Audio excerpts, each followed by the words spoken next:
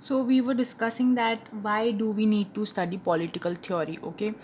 And we had covered till here. We had done these questions, and I think we were here that students should be consulted while planning the annual day function, because the annual day function is not only for the institute, that is for the institute itself. It is also for its members. And who are its members? The staff, the students.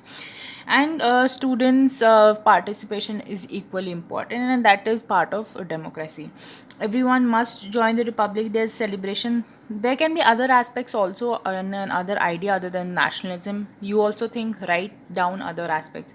For example, you can also write, of course, citizenship also, because it is your right to celebrate, and you should celebrate, because the idea of nationalism, love for your country and everything, that also comes. But this is also being part of your culture to celebrate your Republic Day. That is also there. uh, then we have but is all this relevant for us? Have we not already achieved freedom and democracy? A lot of times in our India has already become democratic, and has all its rights in place. But time and again we'll see the situations which are created like that, that it makes us questions that, is India really free? Have we got a freedom? Have we got do our is our country a democratic one? So yeah, questions regarding freedom and equality have not ceased matlab stopped to crop up. This is because issues which concern freedom, equality, democracy arise in many areas of social life, and they are being implemented in different sectors at different space. So the rate of implementation, and how we've so many times so many times talked about the scope of expanding the scope of fundamental right, and what should be in that in it, what should not be, expanding the scope of democracy. And that's what we are talking about, what should be considered as equality, freedom, and that whole concept is expanding its scope. Then, for instance, let's take the example that equality may exist in political sphere. When we talk about that, you have to write, you have a one person, one vote. You have one vote is equal to one value. So there we say, okay, in political life you do have equality. But when we talk about equality in political in equality in economic and social sphere, then we might say that it does not extend, or it is not present at the same level. For example, even in a economic and social sphere, socially you will see that still caste system is there in a society, and people are discriminated and all that. And economic, everybody does not own the same amount of income, they does not receive the same amount of income source. For example, they do not have the same number of properties in their name, and so many things. Some people are rich, some people are poor, some people get only one meal a day, and somebody can afford to make 10 people eat. So that's the difference we are talking about. People may enjoy equal political rights, but still are discriminated against socially, discriminated against socially, because of their caste and poverty. And we have seen it not once, we've seen it many times. Some people may have privileged place in society, while others are still deprived, मतलब बंदे, मतलब अभी भी उनको नहीं मिला है even of the basic necessities. Some people are able to achieve whatever goal they set for themselves, while many are unable to even go to school so that they can get a decent job or even be employable in future. If you're going to school, if you are being able to study this book, and the most important, if you're being able to see my video through internet, you are privileged, okay? Secondly, when let's take the example of freedom is guaranteed. We have a right to freedom, and it's one of a fundamental right which is guaranteed in our constitution. But we still encounter new interpretations all the time. This is a bit like playing a game. As we play chess or cricket, we learn how to interpret the rules. Every day, there are so many famous, for example, in chess, there are so many famous moves, and people are known by their opening style. When the chess game begins, so people are known by their opening styles, that what will they move, b3, b5, or like that. For example, there are many famous moves, like for example, queen's gambit and others. If you talk about, let's take the example of Mr. Vishwanath Anand, who represent us in chess and has also been the world champion. So his moves are famous, and all the other his opponents, they know that what style, how which style he plays, how he plays, which first piece he moves and everything, right? So he know, everybody know, all the opponents, they know it, and they've seen his match a lot of times to guess his brain and everything. So what Mr. Vishwanath Anand has to do is keep on playing the game time to time and time to time, and then he also explores that this can be done, this can be done, and they come to know more about the game.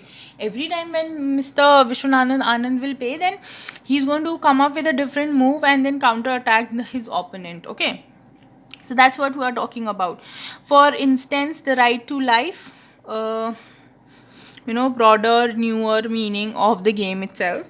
Similarly, the fundamental rights are guaranteed by our constitutions are continually being interpreted in the response to new circumstances. For instances, the right to life, we've seen this example a lot of times, right to life, how has been interpreted by the courts to include the right to livelihood. Remember, we saw the case of, I'll write it here, we saw the case of slum dwellers now, who are living in the society, and people said, and then the judgment came that the dwellers cannot, they shouldn't be moved away to the outskirts of the city, because they are providing service to the small services to the city, and this is their source of income, their livelihood source. If they'll be asked to go and shift to other place, then they will even have to leave their livelihood, and that means affecting their right to life under Article 21. So that's how this whole scope of right to livelihood is expanding, and that's what we're actually talking about here.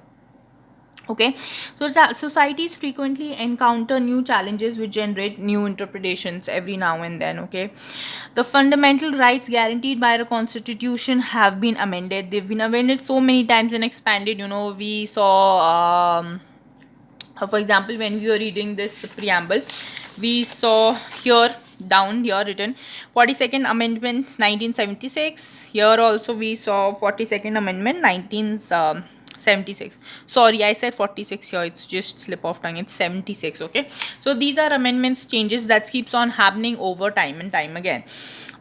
Then we talk about, these amendments and changes have been made through judicial interpretations and government policies, which are designed to address new problems. As a society evolves, there are many new problems that they have to face together. Thirdly, if we talk about that, as our world changes, we discover new dimensions of freedom. So we are talking about the new dimensions of freedom as well as new threats of freedom. So of course, if there is going to be advantages, there will be some ways which people can be at a disadvantage things. If something, you will have a security for something, you are going to have even have a danger from something. So that's what we are talking about. For instance, let us talk about, global communication technologies, making it easier for activists to network with one another across the world for protesting tribal culture and people. But it also enables terrorists and criminals to network, globalize, the whole system of internet, global communication has made so easy for one person to connect to the other person across the globe. But it is also used by the antisocial elements, for example terrorists and other extremists, who are using it for benefit, and bringing all together the antisocial events and then plotting against the world peace. That is also there. So all, if we have having a advantage of something, if we are having a security and everything, we also have threat and disadvantages. But it also enables terrorists and criminals to network. Moreover, internet commerce is all set to increase in the future, and just imagine, this book was written so back then, and now this is September 2021. We all know how internet has surpassed so many boundaries, so many challenges, so many restrictions it has crossed. And this is, we even now back then when this book might was written, artificial intelligence might have not been in a extent that or been advanced in a extent as it is today. You can make artificial intelligence do anything, most of the things. It is still developing and becoming more advanced, yes. So that's what we are talking about. This means that information we give about ourselves online to buy goods or services must be protected. So even though citizens of internet do not like government control, they recognize that some form of regulation is very necessary to safeguard. So we are talking about internet commerce. I'll tell you, wait, necessary to safeguard individual security and privacy. As a result, questions are raised regarding how much freedom should be given to people using the net. For instance, should they be allowed to send unsolidated emails to strangers? Can you advertise your products in a chat room? Should governments be allowed to read private emails to track down terrorists? How much regulation is justified, and who should regulate, governments or some private should be a regulator? Political theory has a lot to teach us about possible answers to these questions and is therefore very relevant. So we are saying that if because we've seen the advantage and disadvantage, so we are saying, okay, who should actually then be the regulator? Should it be the government agency or a private agency? Because we don't know the intent. We are questioning the intent, how much they should be allowed to get into our mails and everything.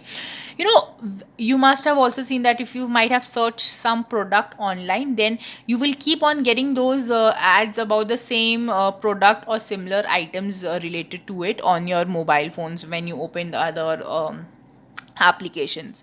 So this is in simple terms, this is called profiling. Okay, so whatever data we do give, share, there's this cache you would have heard about, that's in the like small pocket cookies. Yeah, like in the this uh,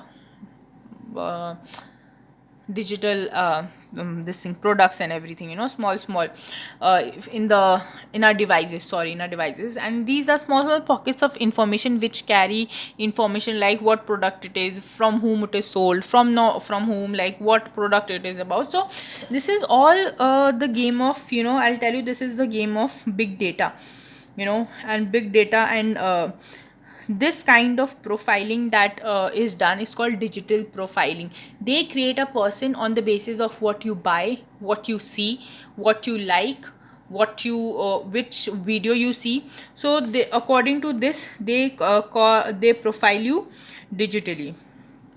Okay, so this is according to this big data, they profile, the profiling digital is done to see what people are buying, what they are not buying, what should they manufacture more so as to gain more consumers. And that's all how big data actually plays. So putting political theory to practice, how do we go about it? In this textbook, we confine ourselves to one aspect of political theory, that which deals with the origin, meaning, and significance of political ideas that we are familiar with, such as freedom, equality, citizenship, justice, development, nationalism, secularism, and so on.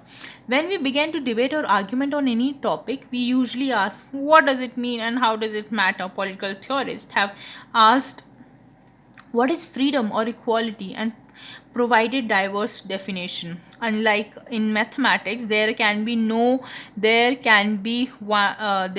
one definition of a triangle or a square. We encounter many definitions of equality, freedom, and justice. So there are many definitions. It's not like maths that a plus b is equals to something x and x. It is not like that. Or it's not like a square plus b square is equals to something, all these formula. uh, here we are saying that it's not same. Maths might have the exact formula for which you have to apply that. For example, the mod mass, exactly, it has to be applied and the answer will be same for all. But when we talk about political theory and its ideas like equality, freedom, and justice, no one definition can be there which fits all. People, different theorists, political theorists, have come up with their own definition, and that's how they do it. This is because terms like equality, concern our relationship with other human beings rather than things. So because these definitions that we are talking about, this is not for someone or something which is non-living. It is for something which is living like human beings, you and me. And we cannot be treated as objects, we cannot be treated as subjects. We are more than that. Every human being is unique. Human beings, unlike things, have opinions, and on issues they have ideas. On issues like equality and many, opinions need to be understood and harmonized. How do we go about doing this? Let us begin with a common experience of equality in different places. So if you talk about the simple concepts of equality and other freedom, they, if we come to talk about contextual basis, there will be so many things that will actually come up you will not would have even guessed. You may have noticed that people often jump the queue in shops, or doctors waiting rooms, or government offices. Sometimes those who do so are told to get back in line, and we feel glad, oh chalo chalo, this person is going back to sometimes we get ahead and we feel cheated. Sometimes it happens that they get ahead in the line by using different means, and then we feel that, oh my god, yeah, this is not fair and everything. We all have done it, okay? We resent this because we all want equal opportunity to get goods and services for which we are paying. When we reflect on our experience, we understand that equality means equal opportunity for all. That's what we are talking about. At the same time, if there are separate counters for the old and disabled, we understand that special treatment may be justified. So this is very important, these lines, here I'm especially this one, the special treatment must be, they may be justified. For example, when you go into a shop to buy a product, or item to eat, for example, any chips packet and everything, and you see, when you're in bill counter, you see somebody else who came after you, is going in line before even you, and has already done the payment. You feel like cheated, like, what is this, yaar? Even I came before him. Why is his or her payment being done before me? And we all feel cheated, and we're like, no, we want equal opportunity. Sometimes that person, other people say them, no, go back, go, you don't see the line and everything. So that person is made to go back. But sometimes it happens that no, they are not, they don't go back, and we feel cheated that this is not. But sometimes, when we see different counters on that same shop, for maybe disabled people, one counter, one for general people who are all good and fit, one for differently abled, one for like old people, and one for women counter. Then we are like, okay, this kind of treatment is justified. Sometimes special treatment, it really depends on what situation are we giving this special treatment. But we also notice that many poor people cannot go to the shop or to a doctor because they have no money to pay for goods and services. Some of these people could be day laborers who are cutting stones, or lugging bricks for long hours. And we have seen it, especially on, for example, railway stations and everything. If we are sensitive, that we feel that it is not fair that in a society some members cannot even have their basic needs satisfied. We come to realize that equality must involve some kind of fairness, so that people are not unduly exploited and disadvantaged by economic factors.